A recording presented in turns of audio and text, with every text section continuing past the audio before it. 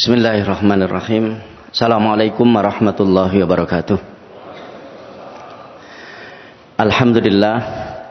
Alhamdulillahilladzi bi ni'matihi tatimmus shalihat wa bi ta'atihi tatanazzalul khairatu wal barakat wa bi fadlihi tahaqqaqul maqasidu wal ghayat. Asyhadu an la ilaha illallah wahdahu la syarikalah syahadata sidqin wa haqq.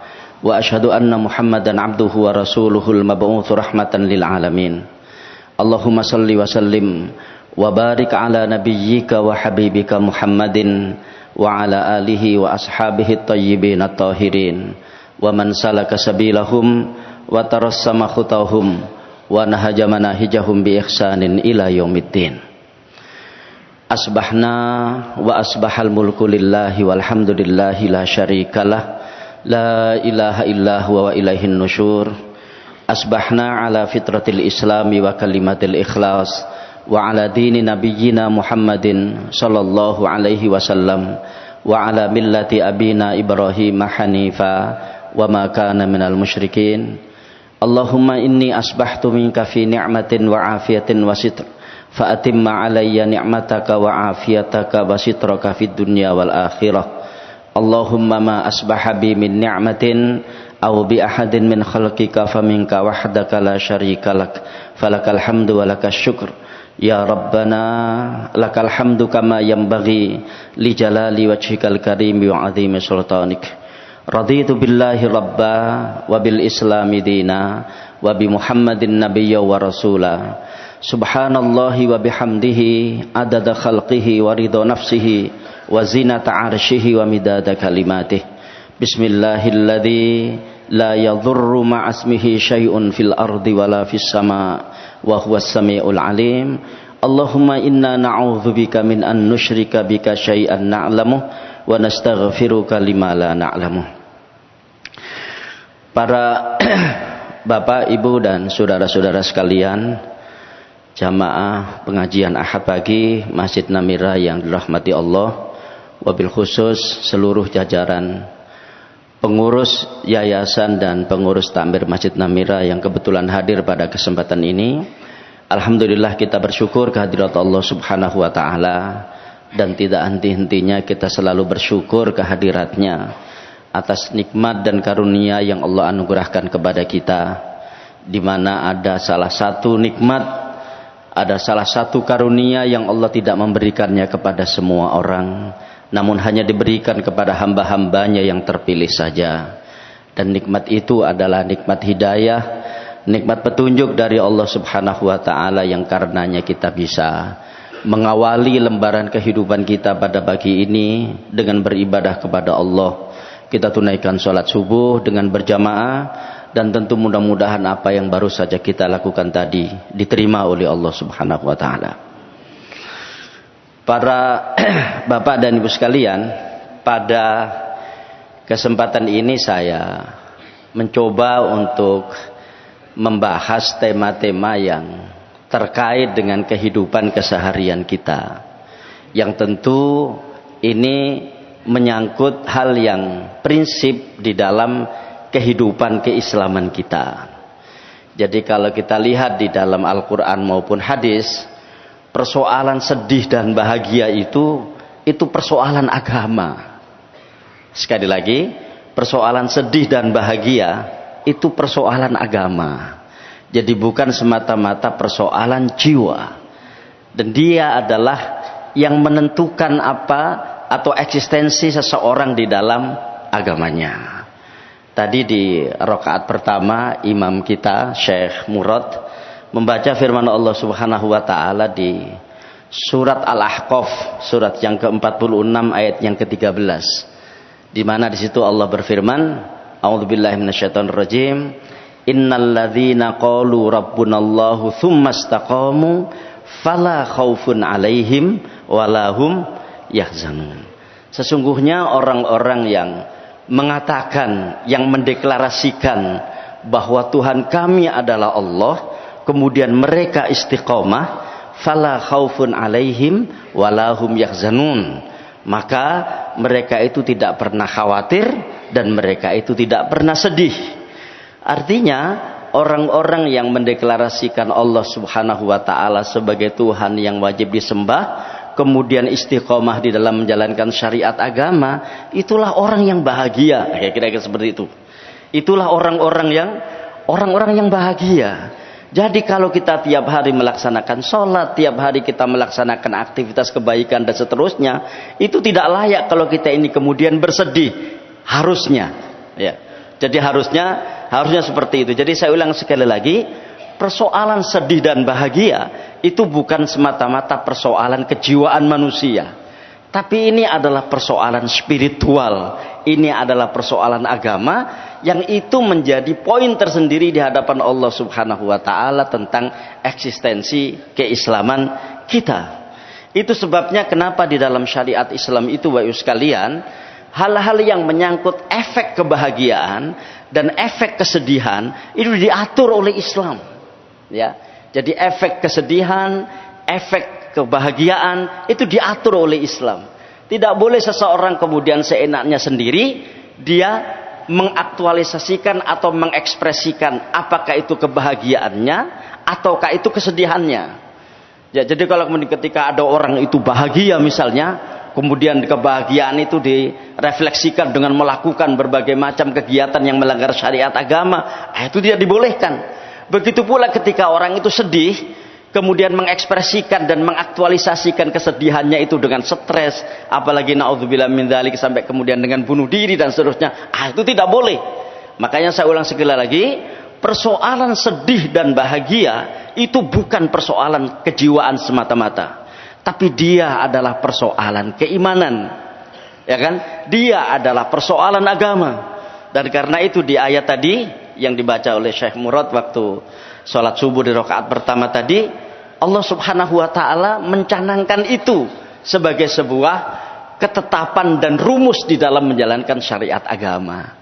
Innalladzina qalu rabbunallahu tsumma istaqamu fala khaufun 'alaihim walahum yahzanun. Sesungguhnya orang-orang yang mendeklarasikan, yang mengumumkan bahwa Tuhan kami adalah Allah, kemudian mereka istiqomah di dalam menjalankan syariat agama, fala khaufun 'alaihim. Mereka tidak pernah khawatir tentang kehidupan yang mereka alami, walahum yahzanun, dan mereka tidak pernah bersedih. Artinya orang-orang yang menjalankan syariat Allah Subhanahu wa taala ini adalah orang-orang yang paling bahagia harusnya. Ya, nah karena itu pada kesempatan ini ya saya ingin menyampaikan tentang tanda-tanda bahagia dalam perspektif agama. Nah ini yang disampaikan oleh Imam Ibnul Qayyim di dalam kitabnya Al-Fawaid. Namun sebelumnya beberapa bulan yang lalu ya itu ada sebuah lembaga riset atau lembaga penelitian ya tentang kesejahteraan dan kebahagiaan manusia dari Universitas Oxford, universitas tertua di Inggris. Ya, itu dia mensurvei 130 negara. Jadi mensurvei 130 negara. Siapakah di antara negara-negara ini yang dianggap sebagai negara-negara yang penduduknya paling bahagia? Nah, gitu ya. Jadi penduduknya paling bahagia. Tentu ini menggunakan pendekatan random gitu ya, menanyakan dan seterusnya. Ya layaknya sebuah lembaga survei dengan mempertimbangkan beberapa poin. Pertama masalah dukungan sosial, ya kan, kemudian masalah kedermawanan dan seterusnya. Ada 5 poin saya lupa gitu ya. Keluarlah 10 negara yang paling bahagia di dunia penduduknya itu. Ya, 10 negara yang paling bahagia. Dari 10 negara ini tidak ada satupun negara Islam. Tidak ada satupun negara Muslim, ya kan? Jadi 10 negara itu pertama-tama adalah negara Finlandia. Ya, negara Finlandia itu ada di sana itu di dekat Kutub Utara ya. Jadi negara di Eropa, ya ibu kotanya Helsinki. Mungkin kita juga kurang mengenal karena ini negara kecil, ya. Negara ini termasuk dalam kategori negara ekstrim dalam bab iklim. Jadi kalau musim panas, ya. Jadi kalau musim panas maka malam mereka itu cuma 1 sampai 3 jam. Ya. Jadi 1 sampai 3 jam. Dan bahkan ketika di puncak musim panas di bulan Agustus misalnya, kayak sekarang ini, itu tidak ada istilah malam di sana. Karena tidak ada gelap. Jadi orang ketika mengetahui ini malam atau tidak, itu dilihat kapan ibu-ibu itu menutup korden rumahnya, gitu ya. Nah, itu saya bacakan saja di sini ya. Jadi negara-negara yang paling bahagia. Pertama-tama adalah negara Finlandia, ya. Yang kedua Denmark, yang ketiga Islandia, yang keempat Swedia, yang kelima Israel. Ya, bayangkan Israel yang melakukan perang seperti itu dan banyak penduduk yang stres, itu dianggap sebagai negara yang bahagia. Aneh kan? Nah, kemudian yang kelima Belanda, yang keenam Belanda, yang ketujuh Norwegia, yang kedelapan Luxembourg yang presidennya LGBT itu, kemudian yang ke-9 Swiss dan yang ke-10 Australia. Jadi dari 10 negara ini yang keluar dari benua Eropa itu cuma 1, yaitu Australia. Itu pun di ranking ke-10, gitu ya, di ranking ke-10. Nah, kita tidak tahu di sini kalau kita lihat apa yang menjadi tolok ukurnya, itu ada 5. Pertama dukungan sosial, kedua harapan hidup sehat, ketiga kebebasan, yang keempat kemurahan, dan yang kelima kebebasan korupsi. Artinya itu yang menjadi tolok ukur kenapa mereka dianggap sebagai negara yang penduduknya bahagia. Kalau kita lihat konstelasi politik dunia sekarang ini, Bapak Ibu sekalian, itu kan menjadi aneh. Bagaimana sebuah negara yang dilanda konflik, ya, bagaimana sebuah negara yang menjadi seorang penjajah masuk di dalam kategori negara yang penduduknya paling bahagia. Mungkin kita bisa akses di internet misalnya, berapa puluh ya atau berapa ratus tentara Israel yang stres karena mereka tidak sanggup untuk melakukan perang berkepanjangan. Tapi itu dianggap sebagai negara yang penduduknya bahagia. Itu sebabnya dari awal tadi saya katakan bahwa persoalan sedih dan bahagia itu bukan persoalan semata-mata sosial, bukan semata-mata persoalan yang menyangkut masalah hal yang terkait dengan kejiwaan, tapi sedih dan bahagia itu persoalan spiritual, persoalan agama. Sehingga tolok ukur orang itu sedih dan bahagia, tolok ukurnya adalah terkait dengan sejauh mana kuantitas maupun kualitas dia di dalam menjalankan syariat agama. Dan itu bisa kita buktikan dalam diri kita masing-masing gitu. Hampir kita pastikan tidak ada orang yang sholat kemudian stres. Tidak mungkin kita jumpai orang yang suka berinfak kemudian gampang depresi, ya kan? Dan seterusnya. Ya mungkin nanti kita lihat di sini. Nah, sekalian, ini ada satu alinea saja dari sebuah buku yang dikarang oleh Imam Ibnu Qayyim, yaitu Al-Fawaid, yang menyampaikan tentang tanda-tanda bahagia. Nah, tanda-tanda bahagia. Nah, kita lihat di sini. Ini beliau mengungkapkan ada 5 tanda orang itu bahagia. Nah, ya, 5 tanda orang itu bahagia. Nah, kita lihat di sini, adakah itu di dalam diri kita? Ya, sekali lagi ini menyangkut persoalan yang terkait dengan komitmen terhadap syariat Allah Subhanahu wa taala. Ya, saya baca, min alamatis sa'adati wal falah. Di antara tanda-tanda kebahagiaan dan keberuntungan. Pertama, annal abda kullama zida fi ilmihi zida fi tawadhu'ihi wa rahmatih. Sesungguhnya seorang hamba itu semakin bertambah ilmunya, itu semakin bertambah sifat tawadhu dan rendah hatinya, serta semakin bertambah kasih sayangnya. Ya. Artinya kalau ada orang semakin banyak ilmunya kok semakin congkak dan semakin sombong, itu orang yang tidak bahagia. Nah, kira-kira seperti itu. Nah, nanti kita jelaskan detailnya itu. Yang kedua, wa kullama zida fi amalihi zida fi khaufihi wa tawadhu'ihi. Dan semakin orang itu bertambah amal solihnya, maka akan semakin bertambah rasa takutnya kepada Allah Subhanahu wa taala dan semakin bertambah kewaspadaan atau kehati-hatiannya.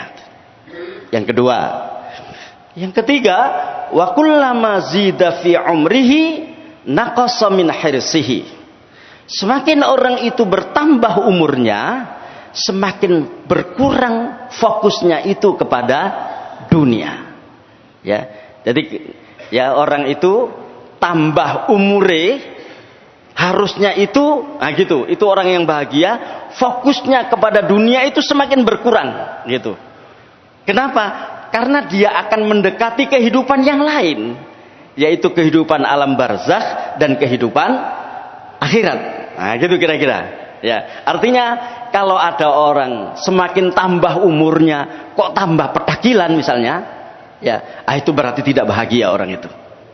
Ya, itu tidak bahagia. Wa kullama zida fi malihi zida fi sakhaihi wa badlihi. Ini yang penting ini. Karena bagaimanapun juga kita semua mendapatkan anugerah ini sedikit atau banyak. Apa itu? Semakin orang itu bertambah kekayaannya, semakin orang itu bertambah harta kekayaannya, akan semakin bertambah kedermawanan dan pengorbanannya. Makanya orang kikir itu tidak bahagia. Tidak ada ceritanya orang pelit itu bahagia. Ya. Tidak ada ceritanya tampilan orang kikir itu terus wajahnya sumringah. Tidak akan. Itu kira-kira begitu. Kemudian yang terakhir, wa kullama zida fi qadrihi wajahihi zida fi qurbihi minan nas wa qadha'i hawaijihim wat tawadhu'i lahum.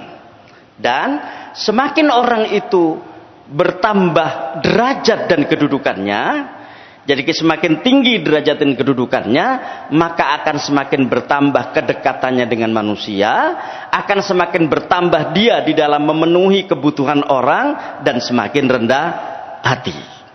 Nah, kita coba rinci satu persatu gitu ya. Meskipun nanti kita juga bisa mengembangkannya sendiri, ya kan? Ya, coba kita cek nanti ya, kita bisa mengembangkannya sendiri ini. Yang ini maknanya ya. Jadi ini artinya yang pertama, kullama zida fi ilmihi zida fi tawadhu'ihi wa rahmatihi. Semakin bertambah ilmunya, semakin bertambah rendah hati dan kasih sayangnya. Bapak sekalian, jadi orang yang bahagia itu adalah orang yang manakala dianugerahi Allah Subhanahu wa taala ilmu, ya kan? Maka dia akan semakin tawadhu, semakin rendah hati, dan semakin kasih sayang kepada orang. Kenapa demikian? Karena anugerah ilmu itu punya potensi yang lain. Apa potensi itu? Potensi orang itu sombong. Potensi orang itu gampang menyepelekan orang lain. Potensi orang itu gampang merendahkan orang lain. Ketika dia memiliki ilmu dan dia merasa bahwa orang yang dihadapannya tidak memiliki ilmu itu. Ya kan? Maka dia akan menunjukkan sifat-sifat yang tidak terpuji terkait dengan ilmu yang dia miliki. Padahal ilmu itu dari Allah Subhanahu wa ta'ala. Nah, seperti itu. Nah, sekalian, sekarang ilmu yang seperti apa yang menjadikan orang itu semakin tawadhu dan menjadikan orang itu semakin kasih sayang kepada orang? Maka Ibnu Hazm mengatakan, ya, ajallul ulumi ma qarrabaka min khaliqika ta'ala wa ma a'anaka 'alal wusuli ila ridho.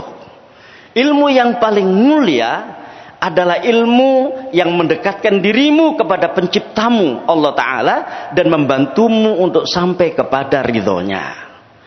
Nah, Bapak sekalian, misalnya ketika kita belajar ilmu tentang sholat, kita gunakan apa ilmu tentang sholat itu? Tentu kita gunakan untuk mendekatkan diri kepada Allah Subhanahu wa ta'ala, dan kita gunakan supaya ilmu yang kita miliki tentang sholat itu bisa membantu kita untuk sampai kepada ridha Allah Subhanahu wa ta'ala. Itulah orang yang bahagia. Nah, ini secara keseluruhannya sama. Karena pada dasarnya ilmu-ilmu yang bermanfaat itu adalah ilmu-ilmu yang bisa digunakan untuk mendekatkan seseorang kepada Allah Subhanahu wa ta'ala. Ya, jadi tambah ilmune, tambah tawadhu'e. Ya, Tambah ilmune, tambah kasih sayangnya kepada orang. Ya. Nah ini, kenapa? Karena ilmu yang diberikan oleh Allah Subhanahu wa taala kepada dirinya itu adalah amanah yang harus dijaga, bukan untuk menyombongkan diri kepada orang lain. Nah, kira-kira seperti itu gampangnya. Orang seperti ini Bapak Ibu sekalian, itu orang yang bahagia. Karena kalau kita bicara soal agama, sebetulnya kebahagiaan itu kan kelegaan dalam dua hal. Lega dalam fisik dan lega dalam jiwa. Ada orang yang ya kan lega di dalam fisik, tapi jiwanya tidak lega. Orang itu gampang tertawa, gampang tersenyum misalnya, gampang berpura-pura bahagia di depan orang, sementara sebetulnya dirinya mengalami persoalan serius yang dia belum bisa memecahkan persoalan itu. Itu dia hanya tampilan fisiknya kelihatan bahagia, tapi tampilan kejiwaannya tidak menampakkan kebahagiaan. Nah, kira-kira begitu. Nah, Bapak sekalian, keseluruhan dari aktivitas kita di dalam beragama ini salah satunya bisa mengukur bab itu. Ya. Kita kadang-kadang juga perlu merenung gitu.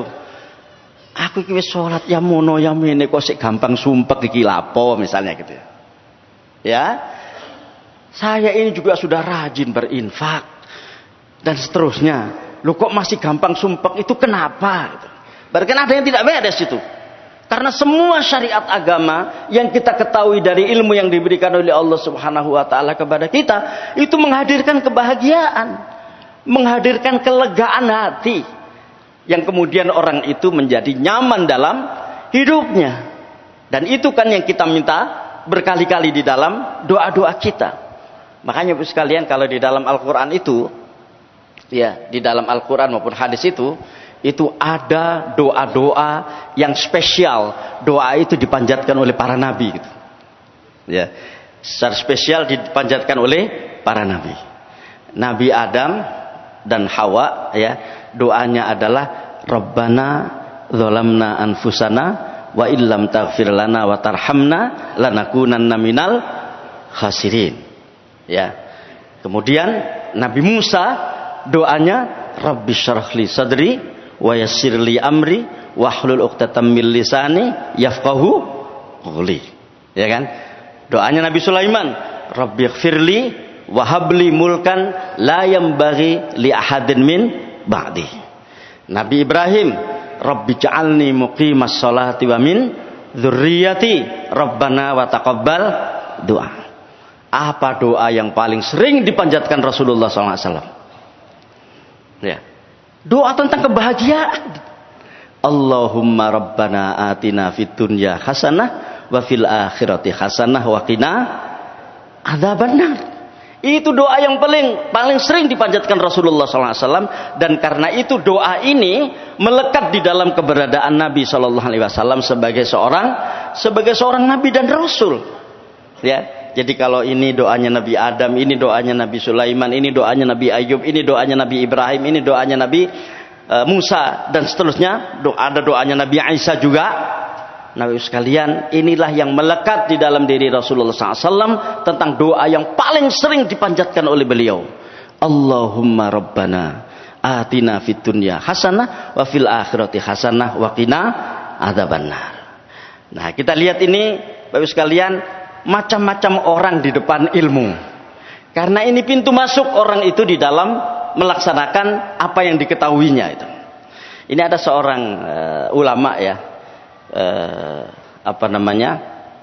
pada masa lalu ya, jadi seorang alim tabi'in namanya Khalil bin Ahmad. Dia mengatakan begini, ar-rijalu arba'atun. Orang-orang itu di depan ilmu itu ada 4 macamnya. Ya, ada 4 macamnya. Yang pertama, rajulun yadri wa yadri annahu yadri fadzalika alimun fas'aluhu. Ada orang yang tahu dan dia tahu bahwa dirinya itu tahu. Paham ya? Jadi ada orang yang tahu, maksudnya mengerti, dan dia tahu bahwa dirinya itu tahu, maka itu orang pintar, itu alim. Ikuti dia, bertanyalah kepadanya. Jadi yang pertama itu. Jadi ada orang yang tahu dan dia tahu bahwa dirinya itu tahu. Ada orang yang mengerti dan dia mengerti bahwa dirinya itu mengerti. Maka itu adalah orang yang alim. Ikuti dia. Bertanyalah banyak kepadanya. Yang pertama. Ya. Yang kedua, warajulun yadri wala yadri annahu yadri fadzalika nasin fadzakkiruhu. Ada orang yang tahu tapi tidak tahu bahwa dirinya itu tahu. Paham ya? Jadi ada orang yang mengerti, ada orang yang ngerti, tapi dia tidak mengerti kalau dirinya itu mengerti. Maka itu orang yang lupa. Ingatkanlah itu. Berarti kan dia tidak mengamalkan ilmunya, ya. Jadi ono wong ngerti, tapi dhek gak dhek iku ngerti. Nah, gitu. Maka apa namanya? Itu adalah orang yang lupa. Ingatkan dia. Yang ketiga, warajulun la yadri wa yadri annahu la yadri fadzalika jahilun fa'allimuhu. Ada orang yang tidak mengerti tapi dia sadar bahwa dia itu tidak mengerti. Itu orang bodoh. Ajarilah dia. Ya. Jadi ono wong sing gak ngerti tapi dia ngerti nek kapan dia itu gak ngerti. Faham bahwa dia itu tidak mengerti. Maka itu orang yang butuh diberi pelajaran. Yang ketiga. Yang keempat, warajulun la yadri wala yadri annahu la yadri fadzalika ahmaq fajtanibuhu. Dan ada orang yang tidak mengerti dan dia tidak mengerti bahwa dirinya itu tidak mengerti. Ya, ini orang yang orang yang bebal. Ya, orang yang bebal. Jadi ahmak itu di atasnya bodoh. Fajtanibuhu, maka tinggalkanlah. Ya, gambaran yang terakhir ini gak duwe ilmu tapi kakek ngomong, kira-kira begitulah. Yang keempat ini. Bapak sekalian, naudzubillah min dzalik, mudah-mudahan kita tidak termasuk yang nomor 4 ini. Ya. Jadi minimal mudah-mudahan kita itu termasuk yang nomor 3. Ya. Orang yang tidak mengerti tapi dia mengerti bahwa dirinya itu tidak mengerti. Karena itu ini orang yang terus mau belajar. Ya kan? Terus mau belajar. Dan dia juga tidak akan gampang-gampang mengatakan sesuatu yang dia sendiri tidak tahu sesuatu yang dikatakannya itu. Sekarang ini kan kita lihat ya. Begitu ada event politik, semua jadi pengamat politik. Lihat ketika COVID kemarin, semuanya menjadi pengamat COVID.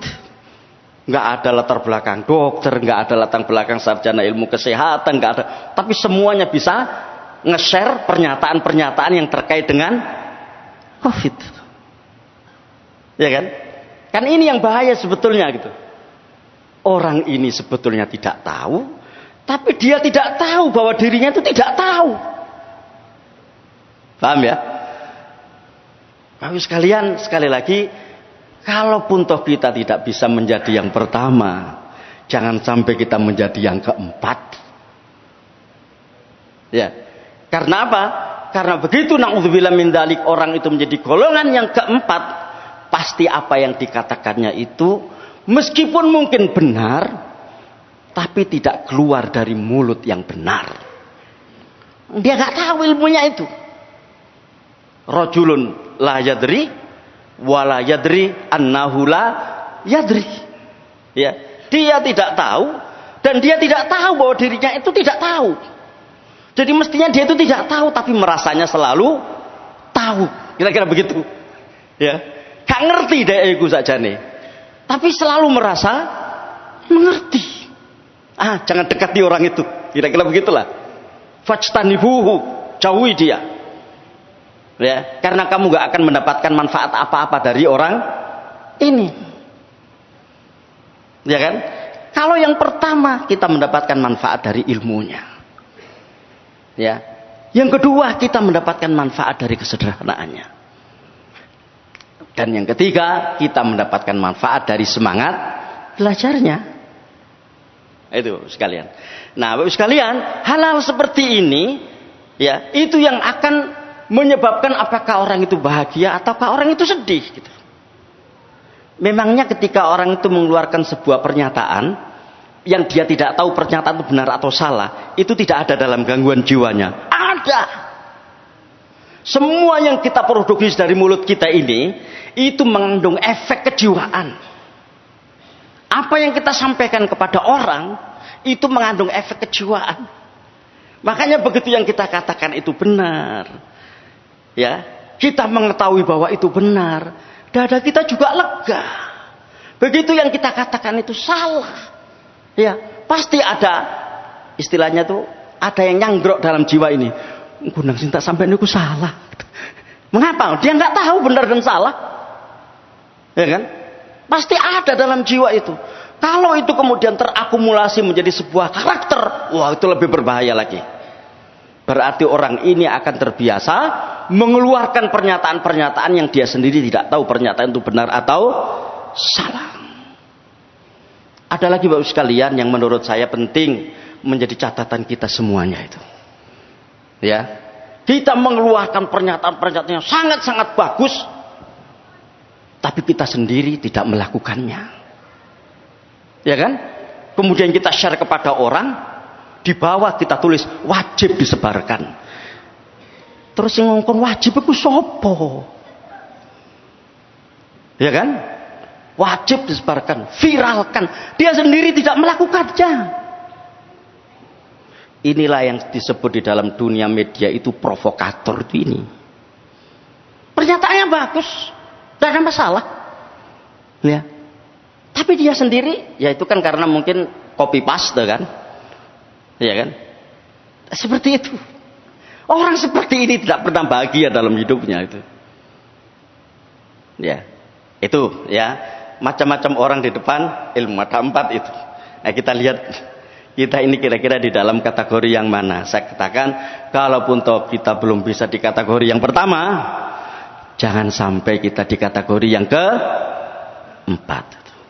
Ya, makanya ini maknanya ya. Dalam sebuah hadis yang diriwayatkan Imam Ad-Dailami, Rasulullah bersabda, "Man izdada ilman wa lam yazdad hudan, lam yazdad minallahi illa bu'da."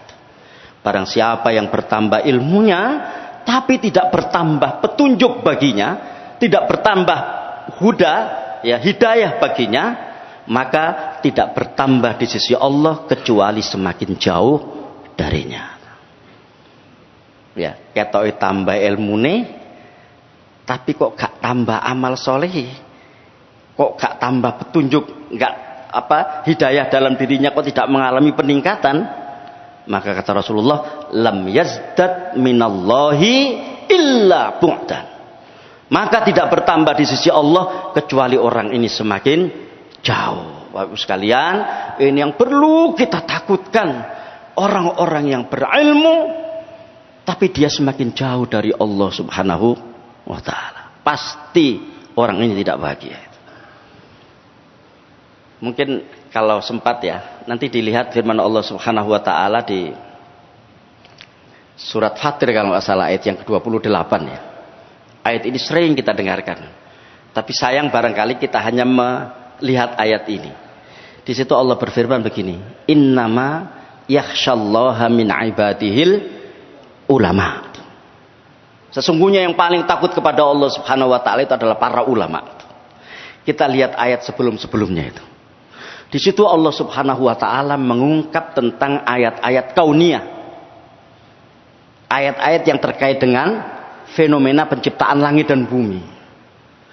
Jadi, kira-kira kalau kita lihat di ayat itu, semakin orang itu tahu bagaimanakah struktur bumi ini, bagaimanakah langit ini dan seterusnya, dan karenanya di dalam Al-Qur'an, cara Allah Subhanahu wa taala mengajari kita supaya kita dekat kepadanya, kita kan disuruh melihat ayat-ayat kauniyah. Afala yanzuruna ilal ibili kaifa khuliqat wa ilas samai kaifa rufi'at wa ilal jibali kaifa nusibat wa ilal ardi kaifa sutihat, ya kan? Innama yakhsyallaha min ibadihil ulama. Ya, jadi kalau kita lihat di situ terkait dengan ayat itu khususnya nggak menyangkut ilmu-ilmu tentang masalah agama, tapi ilmu tentang bagaimana ke alam semesta ini. Semakin orang mengetahui ilmu-ilmu itu, semakin tinggi rasa takutnya kepada Allah Subhanahu wa taala. Makanya kalau kita lihat sekalian, di antara pintu masuk orang-orang itu masuk Islam, itu salah satunya melalui pintu ini. Pintu ayat-ayat kauniyah. Ya mungkin nanti suatu ketika kita bicara itu. Ya kan? Jadi bagaimana ada ayat kauniyah yang menyebabkan seorang profesor masuk Islam misalnya. Ya, dan seterusnya itu. Baik, yang pertama. Yang kedua. Wa kullama zida fi amalihi zida fi khaufihi wa hadarihi. Semakin bertambah amalnya, semakin bertambah rasa takut dan kehati-hatiannya. Kenapa Ibu sekalian? Saya pernah menjelaskan suatu ketika dalam pengajian Ahad pagi itu. Di antara tanda orang itu amalnya diterima adalah orang itu khawatir amalnya tidak diterima. Paham ya? Jadi di antara tanda orang itu amalnya diterima, ya, orang itu khawatir amalnya tidak diterima. Karena dia selalu khawatir amalnya tidak diterima, dia selalu melakukan proses perbaikan yang berkesinambungan supaya amalnya itu semakin lama semakin banyak dan amalnya itu semakin lama semakin baik. Dalam kategori ini itu kan berlaku di dalam sholat, ya kan? Di akhirat nanti misalnya yang dihisab oleh Allah Subhanahu wa taala pertama kali itu apa? Sholat. Begitu dilihat ada kekurangan di dalam sholat wajibnya, Allah menyuruh malaikat lihat sholat sunnahnya. Ya kan? Lihat sholat-sholat sunnahnya. Artinya orang-orang yang melakukan ibadah kepada Allah Subhanahu wa taala itu adalah orang-orang yang selalu merasa di dalam dirinya tidak diterima apa yang dilakukannya itu, sehingga dia terus-menerus melakukan perbaikan di dalam ibadahnya. Apakah perbaikan dari sisi kualitasnya ataukah perbaikan dari sisi kuantitasnya? Makanya beberapa kali saya menyampaikan Ibu sekalian, kita jangan terkecoh dengan sebuah pernyataan yang seolah-olah pernyataan itu benar, sementara pernyataan itu ya adalah untuk menghibur diri bagi orang-orang yang tidak banyak beribadah. Apa itu? Ibadah itu gak penting akeh, sing penting bermutu. Tilawah itu gak penting banyak, yang penting berkualitas. Ya, itu menurut saya racun yang menyebabkan kita tidak naik-naik produktivitas kita di dalam amal. Kakek 5 ayat ae, sing penting bermutu. Sing ngarani bermutu ku sapa? Gitu kan? Alas cukuplah sholat wajib ae, gak usah sholat sunnah misalnya. Nah, makanya Ibu sekalian, di sini dikatakan, semakin orang itu bertambah amalnya, semakin orang itu bertambah rasa takutnya kepada Allah Subhanahu wa taala dan semakin bertambah kehati-hatiannya.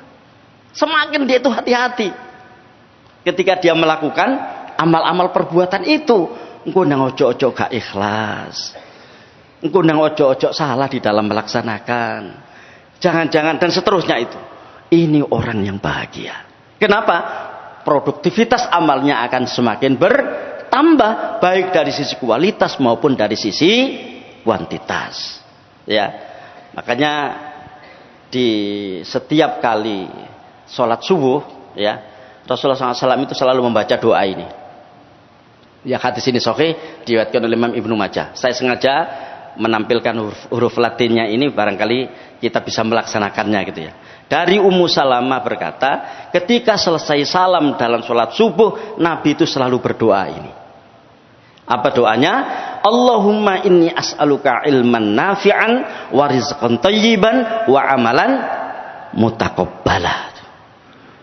Ya Allah ya Tuhanku, sesungguhnya aku mohon kepadamu ilmu yang bermanfaat, rizki yang baik, dan amal yang diterima. Ya, amal yang diterima. Mari kita amalkan ini. Setiap kali selesai kita melaksanakan sholat subuh, kita mohon kepada Allah Subhanahu wa taala supaya amal kita itu diterima, karena tidak ada jaminan amal kita itu diterima. Kan itu masalahnya. Iya kan? Kita memohon kepada Allah Subhanahu wa taala supaya sholat kita diterima, itu karena memang tidak ada jaminan sholat kita itu diterima. Ya, nggak ada jaminan. Ayo, siapa yang menjamin setelah selesai salam, alhamdulillah sholatku keterima oleh biji songo misalnya itu? Nggak ada. Dan itulah hikmahnya. Kenapa nggak ditunjukkan oleh Allah di depan kita tentang angka sholat kita? Apa hikmahnya? Supaya kita selalu bermohon kepadanya supaya sholat kita diterima. Dan karena kita selalu bermohon kepadanya supaya sholat kita diterima, kita akan semakin banyak melakukan sholat, baik dari sisi jenisnya maupun dari sisi rokaatnya. Makanya saya pernah suatu ketika menyampaikan di dalam kajian ini ya sekalian, monggo kita komitmen ya, dalam sehari semalam itu minimal sholat 40 rokaat misalnya. Minimal 40 rokaat. Mari kita komitmen itu bersama-sama, kita hitung sendiri ya. Yang kalau kita lihat gampangnya kan sederhana, 17 rakaat sholat wajib ya kan, 11 rakaat sholat tahajud yang tadi malam kita lakukan ya, kemudian 12 rakaat sholat sunat rawatib yang mengiringi sholat fardu, 4 rakaat sebelum zuhur, 2 rakaat setelah zuhur, 2 rakaat setelah maghrib, 2 rakaat setelah isya, dan 2 rakaat sebelum subuh. 40 rakaat. Nah, itu yang kedua ya. Yang ketiga, wa kullama zita fi umrihi naqassa min hirsihi. Dan semakin bertambah umurnya, semakin berkurang fokusnya kepada dunia. Ya. Bapak Ibu sekalian, yang dimaksud dengan semakin berkurang fokusnya kepada dunia itu adalah fokus kepada amal-amal tertentu yang menjadikan dia semakin lupa akhirat gitu. Itu maksudnya. Ya kan? Itu maksudnya. Jadi semakin bertambah umurnya, semakin berkurang fokusnya kepada dunia. Bukan berarti dia meninggalkan dunia, tidak. Ya, bukan berarti kemudian tidak mau memberi nafkah kepada istrinya karena ini persoalan dunia, ya kan? Bukan. Tidak kemudian dia ya sudahlah, saya tidak perlu bekerja, saya fokus saja kepada akhirat. Bukan. Ada amal-amal di dunia yang kita lakukan sekarang ini yang itu menjadi jembatan kita untuk mencapai kebahagiaan di akhirat. Ya kan? Makanya ya mungkin ada pernyataan-pernyataan yang mungkin benar gitu ya. Tapi terus terang saya kurang setuju dengan pernyataan itu. Misalnya, lah pokon rajin nyambet gawe, donya ngono gak digawa mati. Itu kan seolah-olah pernyataan yang luar biasa. Dan gara-gara pernyataan itulah negara kita ini dulu dijajah bisa-bisan oleh Belanda itu. Sampai akhirnya muncullah seorang tokoh yang bernama Haji Samanhudi, yang dia mendirikan yang disebut dengan Syarikat Dagang Islam. Supaya orang punya konsentrasi kepada dunia, agar dia tidak dikadalin orang di dalam kehidupan dunianya. Itu kan? Jadi ya, siapa bilang harta nggak bisa dibawa mati? Bisa. Harta itu bisa dibawa mati. Kapan? Ketika harta itu kita nafkahkan fisabilillah. Ketika harta itu kita nafkahkan untuk anak dan istri kita. Ketika nafkah itu kita infakkan buat fakir miskin. Ketika nafkah itu kita gunakan untuk terlibat di dalam berbagai macam proyek kebaikan. Ketika nafkah itu kita gunakan jihad fisabilillah. Semuanya itu kita bawa mati. Mereka akan menjadi saksi dari kebaikan kita di dunia ini di hadapan Allah Subhanahu wa taala. Harta-harta itu akan menjadi saksi di akhirat nanti. Dan perlu kita ketahui Bapak sekalian, ketika orang itu sakaratul maut, ya, amal yang paling dia rindukan atau amal yang dia sesali kenapa dia tidak melaksanakan itu infak, sedekah gitu. Ya, itu mungkin di poin yang keempat nanti gitu ya. Nah, Bapak sekalian, itu ya, jadi semakin orang itu bertambah umurnya, semakin berkurang fokusnya kepada dunia. Ini ada hadis seperti Imam Tirmidzi, dan sahih hadis ini Rasulullah bersabda begini. Ini angka harapan hidup umat Muhammad sallallahu alaihi wasallam. A'maru ummati ma baina sittina ila sab'in. Umur umatku itu antara 60 hingga 70 ya. Wa aqalluhum man yajuzu dzalika. Dan sedikit dari mereka yang melebihi itu. Ya. Nah, ini yang hadir pada kesempatan ini bisa mengukur kira-kira kapan dia akan mati itu. Ya. Kalau saya sekarang 57 misalnya, ya wallahu alam, kita tidak tahu, takdir itu milik Allah SWT. Kematian itu hanya Allah yang menentukan. Berarti kalau kita mengikuti ini berarti tinggal 3 tahun lagi misalnya.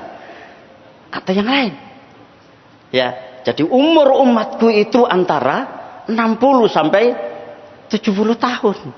Kata Rasulullah SAW. Makanya umur beliau 63 tahun. Dan dari 4 khulafaur rasyidin itu, yang umurnya paling panjang itu adalah Utsman bin Affan, 82 tahun. Ya, 82 tahun. Dan para sahabat yang paling panjang umurnya adalah Anas bin Malik, 113 tahun. Ya, tapi kan sedikit. Yang segitu itu sedikit, kata Rasulullah, dan sedikit dari mereka yang melebihi itu. Ya. Tapi saya pesan yang muda-muda juga jangan kemudian ajik suwe aku mati gitu. Aku sih 30 tahun. Ya, karena kematian kita nggak tahu kapan datangnya, tapi ini kalau kita ada adalah angka harapan hidup umat Muhammad sallallahu alaihi wasallam. Ya. Nah, Bapak sekalian, ini loh yang kita tidak boleh itu. Ya, ini yang kita tidak boleh itu. Ini riwayat Imam Muslim itu. Yahramu ibnu Adam wa tashibbu min hutnatan. Anak Adam itu menua, namun masih bernafsu seperti anak muda dalam 2 hal. Ya, jadi nek kapan 2 hal ini itu dia merasa selalu muda. Ya, nggak pernah mau tua. Pertama, al-khirsu 'alal mal. Jadi ketika fokus mengejar harta, itu seringkali melupakan umur. Ya, tentu fokus mengejar harta untuk hal-hal yang tidak baik. Fokus mengejar harta dalam rangka untuk fisabilillah, itu harus kapanpun umur itu. Wal khirsu 'alal umur. Ya, jadi tamak kepada harta dan terus-menerus ingin hidup lama. Orang yang terus-menerus ingin hidup lama itu orang yang tidak pernah merasa tua. Sehingga umur 80 tahun ketika ulang tahun masih minta didoakan panjang umur. Mau berapa lagi? Wis 80 tahun. Kan? Saya kadang-kadang ya mungkin ya kita nggak tahu ya. Ya, Bapak Ibu sekalian, umur wis 90 tahun, ulang tahun masih didoakan panjang umur. Itu hadis kan, wal khirsu 'alal umur. Ya. Itu sekalian. Ini ya. Nah, orang yang seperti ini adalah orang yang tidak bahagia sebetulnya hidupnya itu. Karena yang pertama itu ada unsur ngoyo seperti itu. Yang kedua itu orang akan melupakan apa yang namanya kematian. Ya, sementara zikrul maut itu salah satu tanda kebahagiaan. Ya. Baik. Yang yang keempat, wa kullama zida fi malihi zida fi sakhaihi wa badlihi.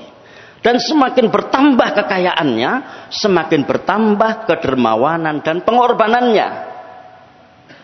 Ya. Bapak sekalian, dalam bab ini, kalau ini menjadi unsur kebahagiaan dalam kehidupan kita sehari-hari, itu akan sangat kelihatan. Saya tidak tahu, ya. Mungkin kita bisa ngecek di lingkungan kita atau bisa ngecek di diri kita sendiri. Wong sing gak tahu infak itu wajahnya gak pernah sumringah. Ya, orang yang tidak pernah infak, gak pernah sedekah, gak pernah zakat, ketika sudah sampai nisab, wajahnya gak akan pernah sumringah. Kenapa? Karena dalam dirinya itu ada penyakit. Yang gara-gara penyakit itu tampilan fisiknya tidak baik. Penyakit apa? Kikir. Ya. Ya. Ono uang nyengit, wajahnya sumringah. Tidak ada. Kenapa? Karena orang kikir itu di dalam dirinya itu selalu ada kekhawatiran. Khawatir dunyane dicolong wong. Khawatir tambah gak dadi. Ya kan? Khawatir parine gak metu. Dan seterusnya dan seterusnya. sehingga tawakalnya kepada Allah Subhanahu wa taala itu sangat rendah. Kan kalau kita mencari nafkah kan begitu. Begitu kita menanam padi, sudah benar kita cara menanamnya, dimes wis apik, pupuknya dan seterusnya, kan tinggal tawakal kepada Allah Subhanahu wa taala. Ya Allah, aku serahkan sawah ini kepadamu, aku sudah berusaha sekuat tenaga, bibitnya baik, pupuknya juga baik, obat-obatannya baik, irigasinya baik, aku serahkan kepadamu ya Allah. Kan begitu mestinya kan? Kan itu orang yang bahagia. Dan orang yang seperti itu orang yang suka berinfak, yang suka bersedekah kepada orang, suka memberikan pada orang. Makanya apa yang kita infakkan fi sabilillah itu Allah akan menggantinya. Dan mengganti di situ bisa kemungkinan dua hal. Pertama, mengganti dengan jenis harta yang sama sehingga kemudian penghasilannya semakin banyak, atau mengganti dari sisi kebahagiaan hidupnya. Bahwa yang dia keluarkan fi sabilillah itu bisa menghadirkan kebahagiaan di dalam dirinya. Makanya saya punya teman ya. Saya nggak perlu sebutkan teman saya ini. Jadi dia sakit, ya kena serangan jantung, ya. Terus oleh kakaknya langsung dijenguk adiknya itu. Kon iki kurang infak, kon kurang sedekah.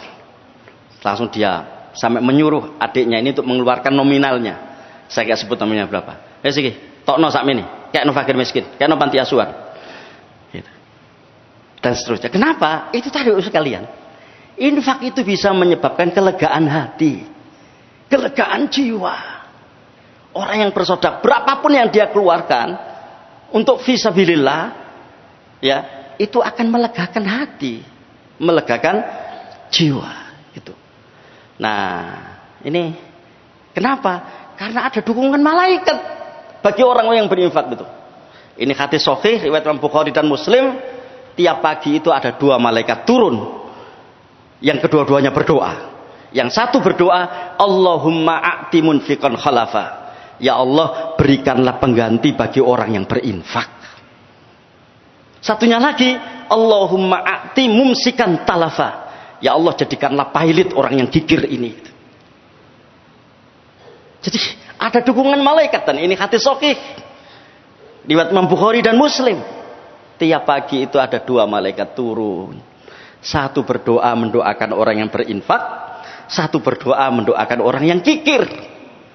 Yang berinfak didoakan diganti oleh Allah Subhanahu wa taala, yang kikir didoakan pailit dan kebinasaan.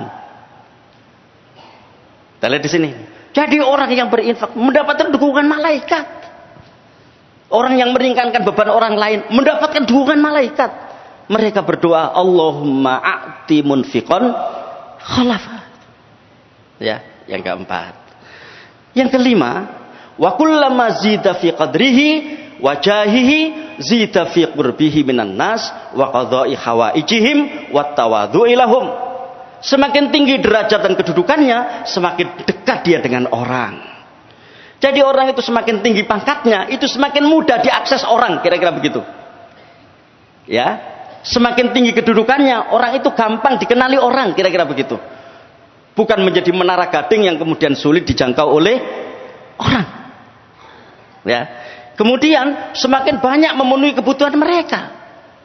Karena apa? Karena semakin tinggi kedudukan dan derajatnya, semakin banyak pula kewenangannya. Dan kewenangan yang dia miliki itu haruslah digunakan untuk memenuhi kebutuhan orang lain, kan begitu. Ya, wattawadhu ilahum, dan semakin rendah hati. Ini orang yang bahagia. Makanya dalam sebuah hadis riwayat Imam Muslim, Rasulullah berdoa, ya, Rasulullah SAW bersabda, mana qasat shadaqatun min mal. Harta itu tidak pernah berkurang karena sedekah. Wa ma zadallahu 'abdan bi'afwin illa izzan. Dan ya kan, tidaklah Allah Subhanahu wa taala menambahkan kepada seorang hamba sifat pemaaf melainkan semakin memuliakan. Semakin hamba itu banyak memberi maaf kepada orang lain, Allah semakin memberikan kemuliaan kepadanya. Nah, terakhir Ibu sekalian, wa ma tawadhu'a ahadun lillah illa rafa'ahu Allah. Ya, dan tidaklah seseorang memiliki sifat tawadhu karena Allah, melainkan Allah akan mengangkat derajatnya. Semakin tawadhu seseorang di hadapan orang lain, ya kan, orang itu akan semakin ditinggikan derajatnya oleh Allah Subhanahu wa ta'ala. Assalamualaikum warahmatullahi wabarakatuh.